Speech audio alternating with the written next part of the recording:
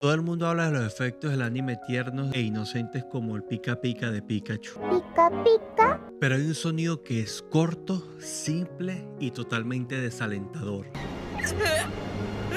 Y es que se trata del efecto del regreso de la muerte de R0.